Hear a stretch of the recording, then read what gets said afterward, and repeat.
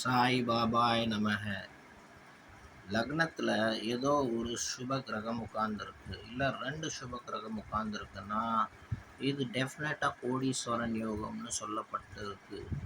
அந்த திசை 2 கிரகத்தோட திசை எப்போ ஸ்டார்ட் ஆகுதோ கோடி கோடியாக அள்ளி அள்ளி கொடுக்கக்கூடிய யோகம் அந்த ஜாதகனுக்கு ஆகும். இந்த 2 கிரகம் பிளேஸ்மெண்ட் ரொம்ப சூப்பர்னு சொல்லியிருக்காங்க பெரியவங்க, சித்த புருஷர்கள், சப்த ரிஷிகள்.